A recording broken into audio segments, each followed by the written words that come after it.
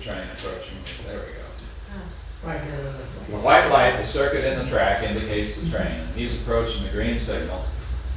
And when he comes, is he by the signal, Brad?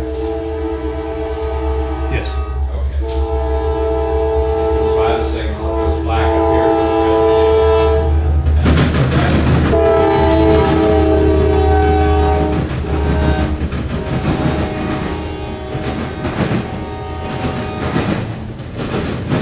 What throws you off on maps, you know, for the everybody probably knows the top of the map is supposed to be north. Right.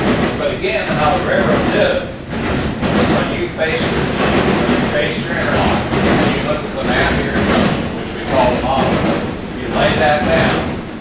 So the top of our map, our model, the top of our map is south towards north, and the bottom is north. The left is east, and to the right is west.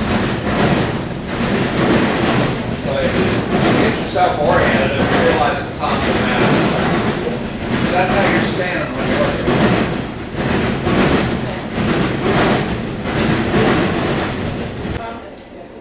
And then as he goes by, the lights start going out. And he's finally just on the departing circuit like that.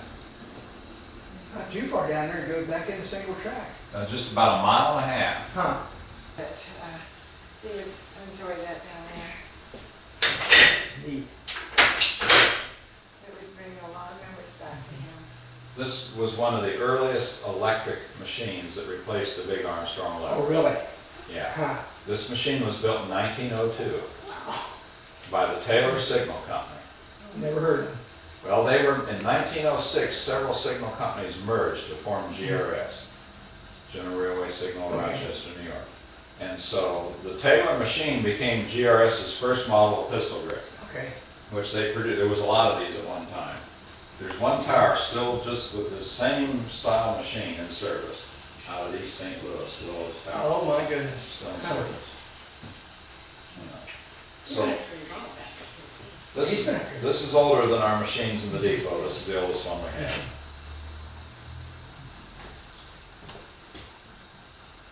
Yeah. But it's all interlocked. It's locked two ways. It's locked mechanically with the locking bed, and it's locked electrically in here. If the track circuits are on, you can't move the levers because you don't want to affect the train while it's passing. Right, yeah. Yeah. That's what they meant when they're interlocking. It's really a very early form of mechanical computer. Okay. These rods and bars all move with the levers. So when you have a master lever out, you have to have this out to go north and south on the C&O. Okay. Once your master lever is out, all you can do is get north-south signals. You can't get east-west. Okay. See, it locks out the eastward signal. Now, if I put the master lever back, I can get an eastward signal. Okay, yeah. Now, if a northbound shows up, I can't get this lever out, see, because this signal locks it out. So that's really get the term interlocking. So that you can't run a train into the side of another one. No, Yeah, really. don't want that. We'll run a dummy across here since there's no trains moving outside right now. Now we'll have one hit the bell over there. See the track circuit on? Right here. Oh, okay. That's on what we call the approach circuit. That circuit extends quite a few miles out into the country and lets the operator, when it goes down like that and rings, it lets the operator here know that a train's on the approach circuit approaching the interlocking. And since there's nothing else close, why, that train's going to come on through like this. And you'll notice when he hits the next track circuit up there, See, Uh-huh. signal goes dark. It goes red out in the field, but they weren't Yeah. going to show all that up here. And so that's what it looks like on the board with an eastbound going by. So now we'll make believe that a northbound shows up on the C&O. There, the northbound just hit the bell. Well, guess what? That guy can't go anywhere because there's an eastbound going through here. right. Now, to show you how the machine's locked two ways, when I've used this lever, the trains use it so the lever can be restored. That releases the locking bed, but I still cannot get the master lever because the track circuits have it locked electrically and won't let it come out. Now as the train moves through, and the lights start going out. Of course, in the old days, that'd been where the caboose was. Yeah. But, okay, now the train's far enough east, I can get the master lever out to go north and south and run the northbound on this former C&O. And so that northbound goes through, and there he goes.